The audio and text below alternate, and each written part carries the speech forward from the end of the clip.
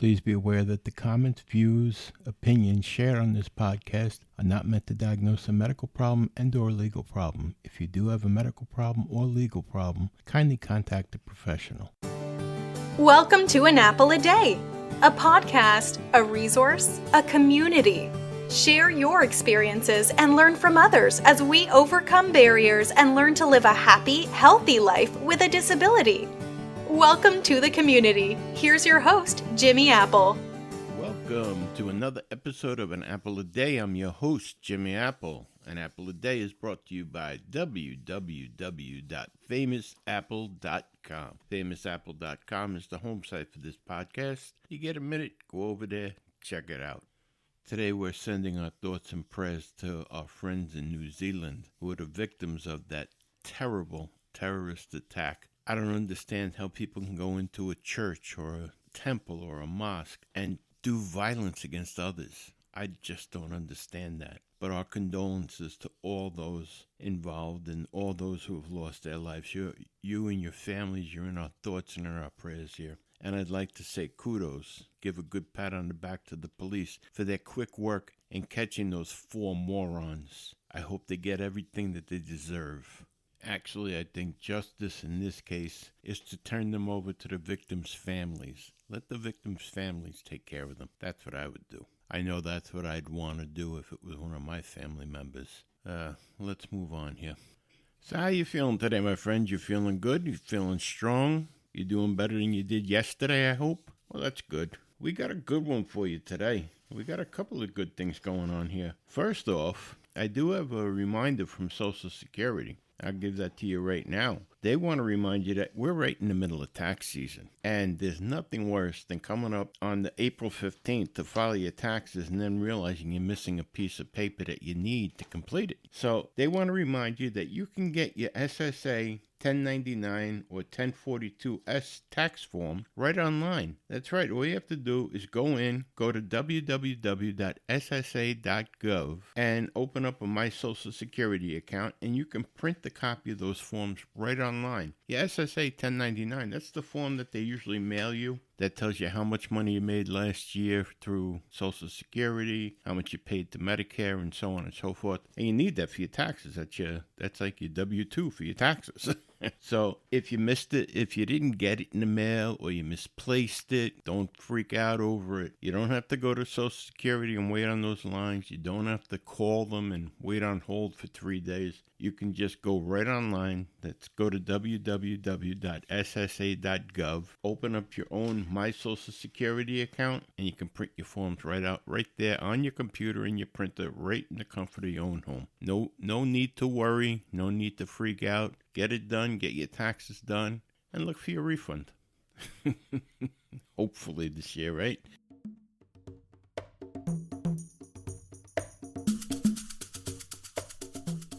All right, it's no secret that when you became disabled, your whole way of life changed. Now, I'm not talking about financially, although we know that changed, but I'm talking about just the dynamics of your life, the things that you do on a daily basis. All of that changed because when you became disabled, you became a bit sedentary, right? You're not getting up like you used to get up and get dressed and running out the door, going to work. You're home. So you're getting up, and some people might say leisurely, and you might go into the kitchen, put on a pot of coffee, make a cup of tea or something, and watch other people go to work. And then you're there, and you end up sitting in front of the TV, you're watching the TV.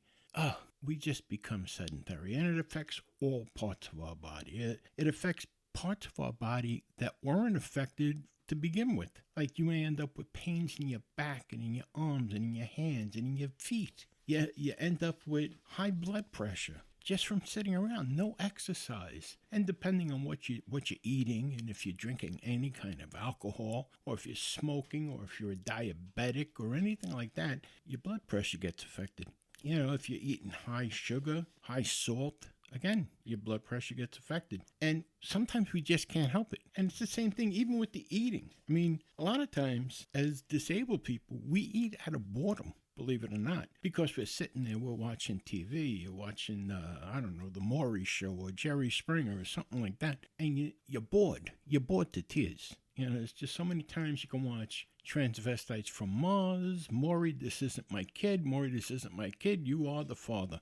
There's just so many times you can watch that. You know what I mean? So you start looking for things to do, and the easiest thing for you to do is to shove food in your mouth. It makes you feel good on some basis. But that's part of the problem. And then that in itself raises our blood sugar. And it also raises our weight, puts us in line for diabetes, which affects our blood sugar, which affects our veins and our arteries, which affects our heart. I mean, once you become disabled, you may have a physical disability. Maybe you fell and you hurt your back really bad, or you blew out a couple of discs. But once you're disabled and you're sitting down, your health deteriorates. And there's no way to really get around it, but there are ways to slow it down, to control the progression of deterioration, and your doctor can tell you that. And it doesn't always have to be medication or anything like that. There's a lot of little things that you can do. So we're going to look at a couple of different things here. One thing I want to bring out is, I don't know if you've heard this. I know they've advertised it. I've read it in papers and studies, but constantly sitting all day is tantamount to smoking a pack of cigarettes. It's just as bad for you to sit all day as it is to smoke a pack of cigarettes. It's bad for your health. You have to move around. You have to get that circulation going. So if you're able to walk, if you're able to move around, even if you can't move that far, to move around in the house, walk from the living room to the kitchen, from the kitchen to the dining room, from the dining room to the bedroom, just so you get some circulation going in there. And if you're not able to walk, like I have a problem here, I'm in a wheelchair. So I make sure that I don't just stay in one place. I use my arms to get around the house. I get out of the chair and switch to another chair. But I'm moving constantly. If you just park yourself in one spot and stay there, like in my case, if I was to get up in the morning, park myself in my recliner, and wait for my wife to come home at night, I'd end up killing myself.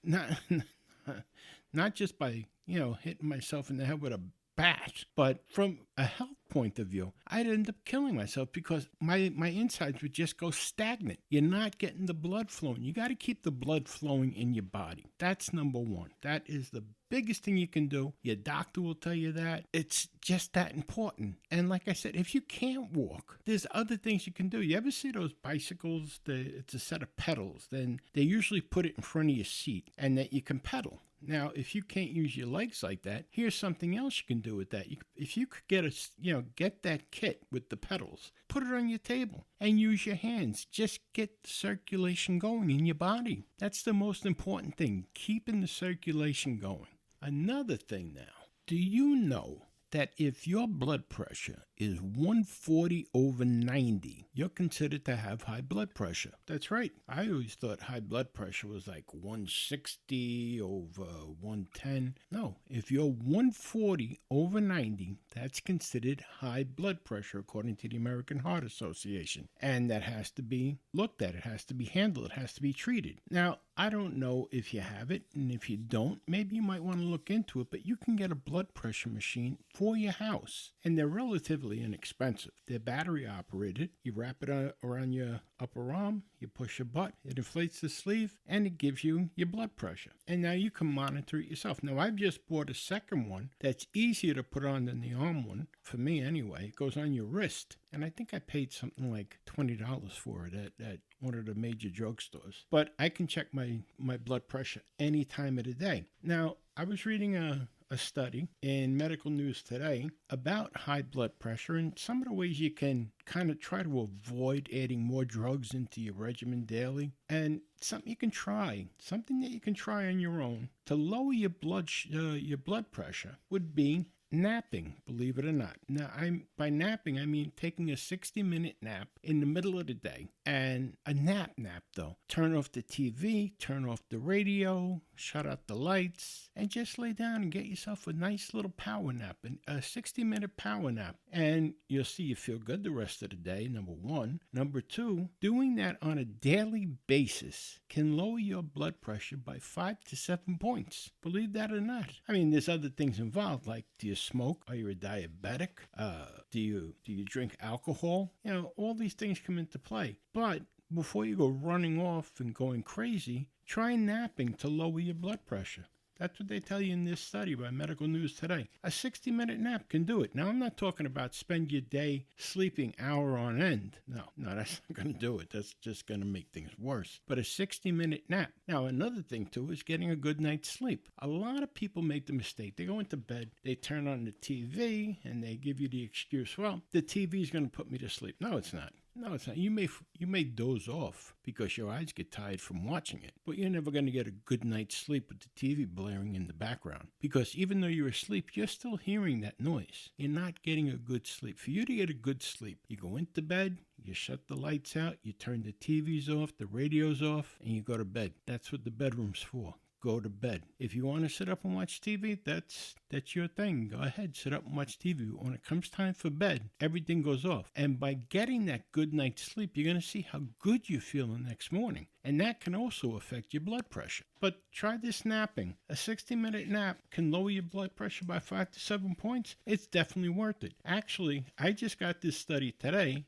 I'm trying it tomorrow. I'm going to try this tomorrow. I'm going to try taking a 60-minute nap somewhere around 1, 2 o'clock in the afternoon and see if it does anything for my blood pressure, because I'm on all kinds of high blood pressure medication. So if I can lower it even with the medication and lower it even more, I'm gold. Maybe I can get to the point where I don't have to take blood pressure medication anymore. I'm taking an ACE inhibitor, I'm taking diuretics, and it's a mess. It's a mess. Who wants to do all of that? And if you can lower your blood pressure by taking a nap, I say go for it. I like anything that's easy to work, like go to sleep, make it work. And just one more thing I want to add about checking your blood sugar. If you can't afford to buy the machine right now, just about every major chain store, drugstore has a blood pressure machine in the store itself that you can use for free. Like Walmart. Walmart has one too. So there's plenty of places, plenty of ways that you can check your blood pressure. And next time you're at your doctor, ask your doctor to write your prescription for a blood pressure machine. Maybe your insurance will cover it. But it's definitely worth checking, no matter what, because like they say, high blood pressure is a silent killer that can lead to stroke, heart attack, the last thing you need, right? So maintain your blood pressure and just take care of it. Be proactive with your health, okay? Let's move on.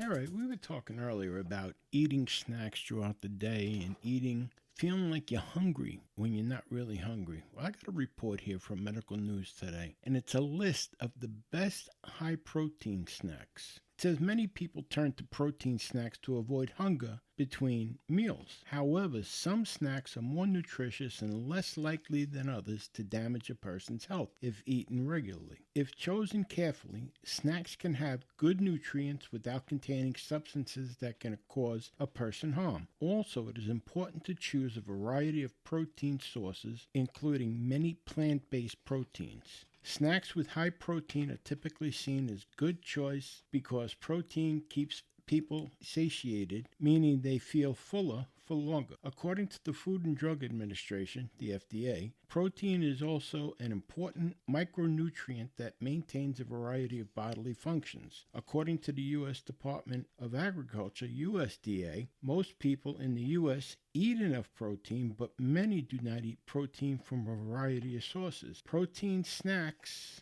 are a good way of varying the types of this essential nutrient that a person has in their diet, as well as containing a high amount of protein, which will help a person feel fuller for longer. The following snacks typically contain a variety of good nutrients. They are also relatively low in salt, sugar, saturated fats, and trans fats. Okay, first on our list here is nuts. Nuts can be an excellent source of protein. For example, a quarter cup of almonds has 7.56 grams of protein, around 10% of the person's recommended daily allowance, the RDA. Almonds also contain good amounts of fiber, which helps improve cardiovascular health, and vitamin E, which helps reduce cell damage and boosts the immune system. Nuts are a good snack for vegetarians, vegans, and people with gluten-free diets. Number 2, pulses. Pulses are high in protein and can be a convenient snack when dried or roasted. For example, a quarter cup of chickpeas has 3.63 grams of protein, around 5% of the person's RDA. Chickpeas are also a good source of fiber, iron, vitamin B, and magnesium. They are a suitable snack for vegetarians, vegans, and people on a gluten-free diet. Number 3, fish. Fish have a high amount of protein. For example, 50 grams of canned tuna contains 13.27 grams of protein, around 20% of a person's RDA. Oily fish, including tuna, are also a good source of omega-3 fatty acids that help prevent cardiovascular disease. People should consume tuna in moderation, however, as it contains higher amounts of mercury than other fish. This is an issue for pregnant females and children in particular. Eggs. Boiled eggs is a convenient snack and contains a good amount of protein. This is 6.29 grams of protein, approximately 10% of the person's RDA. As well as being high in protein, the yolk of free-range eggs from hens reared outdoors is also a good source of vitamin D. Number 5. Seeds. Seeds are high in protein and are great for snacking on throughout the day. For example, pumpkin seeds have 5.94 grams of protein per half cup, just under 10% of the person's RDA. Pumpkin seeds contain a variety of other oils, minerals, and vitamins that contribute to the person's overall health. They are a good snack for vegetarians, vegans, and people on gluten-free diets.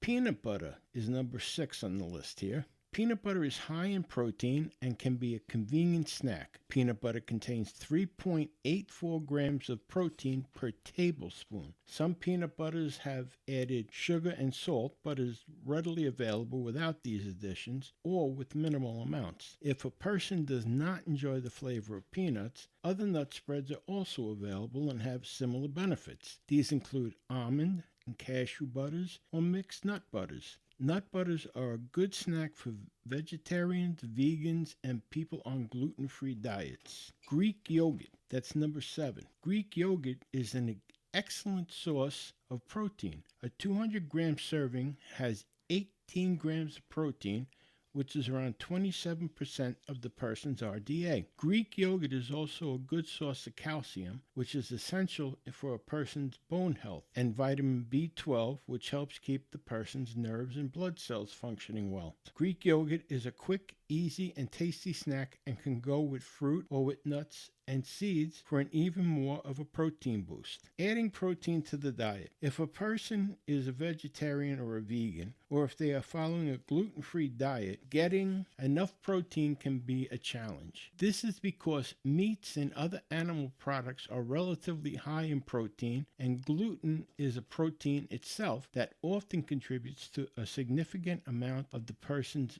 daily intake. However, there are many sources of protein that are plant-based and do not contain any gluten. Nuts, seeds, pulses are all relatively high in protein, and they can easily be added to a variety of meats or eaten as snacks.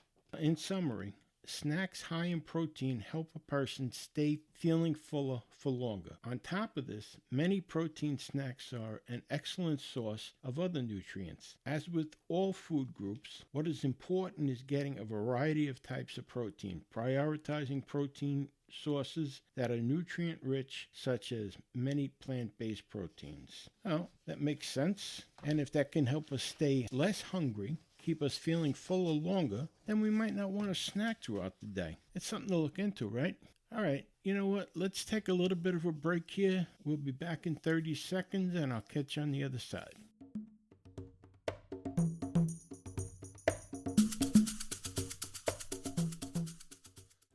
An Apple a Day is brought to you by www.famousapple.com. FamousApple.com is the home site for this podcast, and there you're going to find connections to our Facebook page, our Twitter page. You're going to find connections to our private chat board, our private chat rooms. You're also going to find that we're sponsored now by As Seen on TV, and there's a lot of products displayed on the page for you to check out. So you get a minute, go over there, check out www.famousapple.com. Tell your friends about us. But don't go until we finish the conversation. Let's get back to it.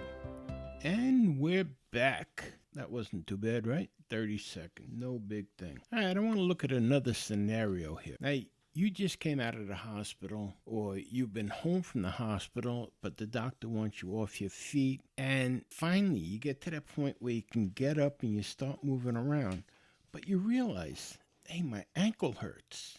Why does my ankle hurt? Well, I have a report here from Medical News Today that gives you a couple of reasons why your ankle might hurt that you might not have noticed. It says, why does my ankle hurt? A person's ankle might hurt for many reasons, from minor injuries to chronic medical conditions such as arthritis. Ankle pain can stem from a variety of injuries to the bones, muscles, and soft tissue structures that support the ankle. Depending on the cause, the pain can feel like a sharp shooting pain or a dull ache. People may also notice swelling around the ankle bone. Minor injuries such as ankle strains and sprains are a common cause of ankle pain. People can often treat minor injuries at home, but they should see a doctor about suspected medical conditions or injuries that might get in the way of their daily life. This article discusses some of the common reasons why a person's ankle may hurt, as well as how to relieve the pain. The first one on the list here is the Achilles tendon rupture. The Achilles tendon is a strong band of tissue that connects the heel bone to the calf muscle. The tendon can tear or rupture due to overstretching when running or exercising or after a fall. Taking corticosteroids or certain antibiotics, such as Cipro, can also increase the likelihood that a person will experience a tendon rupture. Symptoms of an Achilles tendon rupture include reduced range of motion, pain that occurs suddenly in the ankle or the calf, a popping or snapping sensation in the ankle, problems standing on tippy toes or walking upstairs, swelling in the back of the leg or the ankle. In many cases, Achilles tendon rupture requires surgery to correct. Number 2 is an ankle fracture. An ankle fracture is a break of one or more of the bones in the ankle, such as the tibia or fibula. The fracture can be one clean break, or it can be a break, or it can break the bone into small pieces. Symptoms of an ankle fracture include pain that can radiate throughout the lower leg, swelling at the ankle and beyond, blistering all over the injury site, difficulty walking or moving the foot, a broken bone pushing through the skin. Yeesh. Treatments for an ankle fracture depend on the injury's severity and location of the fracture. Surgery is not always necessary. Ankle sprain or strain. Sprains and strains are both types of soft tissue damage. Both can cause significant pain and discomfort depending on the severity. A sprain is an overstretching or tearing of a ligament, which is a band of tough tissue that joins bones together. Sprains can range from partial to complete. A strain is an injury to the muscle or tendon. The tendons are tough cords that attach muscles to the bone. Strains can range from a small overstretch to a complete tear. Ankles are a common area for sprains and strains, as they are complex joints and endures a lot of daily movement. Symptoms of the ankle sprain or strain include a popping or snapping sound, instability of the ankle joint, swelling, tenderness, and these types of injuries usually occur during physical activities such as playing a sport or running. Now this next one, they have a picture here with what you're going to post on the website. It's kind of disgusting. Is gout. Gout is a form of arthritis that occurs due to buildup of uric acid crystals in the body. Gout commonly affects the foot and the ankle, especially a person's big toe. Symptoms of gout include pain that is usually worse at night or immediately after waking up, swelling around the ankle, and warmth over the ankle joint. People with a family history of gout are more likely to have this condition. Other conditions that increase the risk of gout include diabetes, obesity, high blood pressure. Taking medicines such as diuretics and niacin can also increase the risk. The next one is infections. A previous cut, trauma, or surgery can allow bacteria to enter the skin or joint around the ankle and cause an infection. Symptoms of an ankle infection include fatigue and feeling generally unwell, fever, pain, redness, swelling, warmth. A doctor may prescribe oral or intravenous antibiotics depending on the infection severity. People should try to seek treatment for an infection as quickly as possible to ensure that it does not get worse. Osteoarthritis. Arthritis is a wearing down of the protective cartilage in the ankle. This can cause the bones to rub against each other, leading to pain and instability in the ankle joint. Symptoms of osteoarthritis include ankle pain, growth of bony areas around the ankle joint, stiffness, swelling, trouble walking or bending on the ankle. Osteoarthritis gets worse over time, but treatment can slow it down or stop the progression of the condition.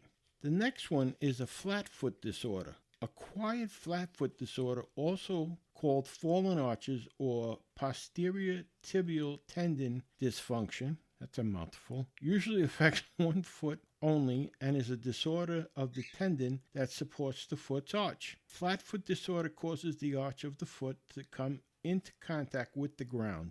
Symptoms of flat foot disorder include flattening of the foot's arch, pain on the outside of the foot, pain when doing activities that challenge the tendon such as hiking, climbing stairs, or running, rolling the ankle inward, swelling around the foot and the ankle. Flat foot disorder is usually progressive, meaning that it gets worse over time. However, doctors can often correct it using non-surgical treatment. Rheumatoid arthritis. Rheumatoid arthritis is an autoimmune disorder that causes the immune system to attack joint linings called synovium. According to the Arthritis Foundation, an estimated 90% of the people with rheumatoid arthritis experience problems with their feet and ankles. Symptoms of rheumatoid arthritis include difficulty moving the ankle, pain, and swelling. The condition can also affect the hands, wrists, neck, back, and other joints. Rheumatoid arthritis gets worse over time, but people can control the symptoms and prevent the conditions from progressing by taking certain medications. Now, if you're experiencing any of these things with your feet, it says here that you might not have to go to a doctor right away, but if you're disabled and you're experiencing pain like this, I suggest that you go to the doctor right away. You never know if this has something to do with your disability. If you're disabled due to an accident, it might have happened in the accident. You want to cover all bases. So I don't believe so much in home remedies, not right off the bat, not when you're disabled, because you can hurt something else with the home remedies. But if you're experiencing any of these symptoms, I suggest you go directly to your doctor. I'll tell you this real quick. What's described here, these are real pains. And as many of you know, I have a leg amputated. And that started out as no real pain. It was just I had a blister on my big toe. And, who thinks about it? It's a blister. Big deal. When I was in the shower and I was washing, I rubbed it and it burst and there was blood all over the place. It looked like a scene out of Psycho, and I couldn't get it to stop bleeding. And I ended up going to the doctor. They sent me to wound care. Long story short, it was a hole in my foot. The diabetes had gotten to me, and I had my leg amputated. So you don't want to mess with it. You're getting these pains in your feet. Your feet are very important. So don't mess with it. Don't look away from it. Don't try to fix it on your own. That's why you have doctors. Go to the doctor. Let him look at it. Let them check it. Let her do what she has to do to it. But don't you try to do it yourself. Again, you can hurt yourself even more. Now, one more thing I want to tell you. I got an email. Well, I got a boatload of emails this week that I have to answer. And I got an email, though, from one person that said, why do you give these reports on the podcast from this medical news place? I give it so you have the information. You have these tools in your toolbox. I'm trying to help you live a happy and healthier life with your disability. Be aware of what's going on around you with your body so that you can be proactive with your health. When you go to the doctor and he starts spouting off some of this stuff, you can say, wow, I heard that before. Or you can go to the doctor and say, is this something to do with this? Because I heard this on a podcast. It's just tools. It's just information. and I want to share it with you because no one ever shared it with me. I had to find these things out on my own. And it's not easy. When you're trying to do it on your own, it's not easy. And that's why we're here. Now, I want to let you know about some things that are coming up we have in the works right now. We're going to be interviewing a couple of the listeners of the podcast. We've got a couple lined up. We're going to do a phone interview with them. And if you're interested in doing a phone interview and telling your story on the podcast, write me at admin@famousapple.com. That's ADMIN at famousapple.com. In the subject matter, put interview and just give us some information. Tell us what your disability is and how long you've been disabled. We're not going to turn anyone away. We just want some information that we can work with you, and we'll get in contact with you, and we'll set up an appointment at your convenience, and we'll put you on the podcast. We'll make you a star. Hey, listen, thank you very much for stopping by today. I really appreciate it. And please continue to keep those victims of the terrorist attack in New Zealand in your thoughts and in your prayers. And I want to remind you of one thing. No matter what, things can always be worse. That's right. Right now, there's somebody out there somewhere that's striving to be exactly where you are right now. So things can always be worse. Remember that. Okay, my friends, thanks again for stopping by. You've been listening to An Apple a Day. My name is Jimmy Apple. I will talk to you the early part of next week. Have a great weekend, my friends. Thanks for listening to An Apple a Day with Jimmy Apple, your gateway to a happy, healthy life. Join our community at www.famousapple.com. See you next time.